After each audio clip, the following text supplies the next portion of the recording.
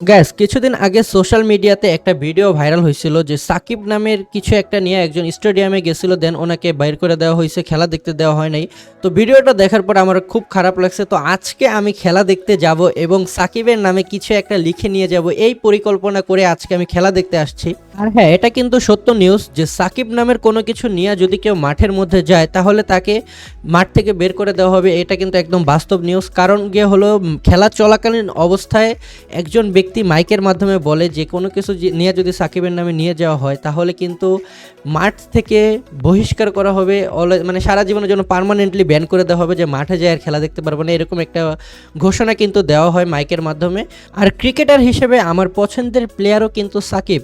আর সাকিব ছাত্র আন্দোলনের সময় যেই কাজটা করছিল সেটা আমার নিজেরও ভালো লাগে নাই, বাট খেলোয়াড় হিসেবে সাকিব অলওয়েজ আমার ফেভারিট প্লেয়ার ছিল, থাকবে। বাংলাদেশ ক্রিকেট টিমে সাকিব খেলুক বা না খেলুক, সবসময় আমার পছন্দের প্লেয়ারের তালিকায় 1 নম্বর অবস্থানে সবসময় সাকিব আল হাসানই থাকবে। সোশ্যাল মিডিয়াতে ওই ভিডিওগুলো দেখার পরে আমার অনেক কষ্ট লাগছে জিনিসটা দেখা। তো এই জন্যই এই জেদ নিয়ে কিন্তু আজকে আমার খেলা দেখতে আসা, যে সাকিবের নাম নিয়ে আমি আজকে মাঠে ঢুকবই, এরকম একটা জিদ নিয়ে কিন্তু আজকে আমি খেলা দেখতে আসছিলাম।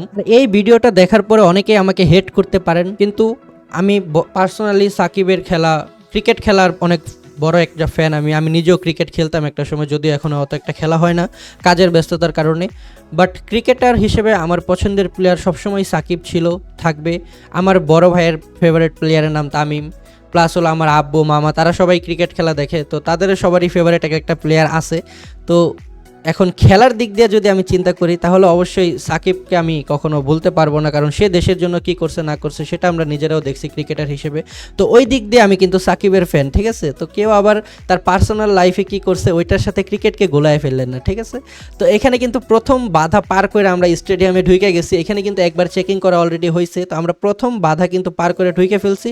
দেন দ্বিতীয়বারও কিন্তু চেকিং করা হয়েছে, এই যে এখানে কিন্তু স্টেডিয়ামে যাওয়ার আগে দ্বিতীয়বারের মতো চেকিং করা হয়েছে। তো এই জায়গায় কিন্তু আমরা পাশ করে ঢুকে যায়, আর সবার সামনে বৈশা সাকিবের নাম লেখা নিয়ে সামনে বৈশা থেকে দেন একদম ফ্রন্ট সাইডে গিয়া কিন্তু সবাইকে দেখাই যে দেখো সাকিবের নাম নিয়ে কিন্তু মাঠে চলে আসছি।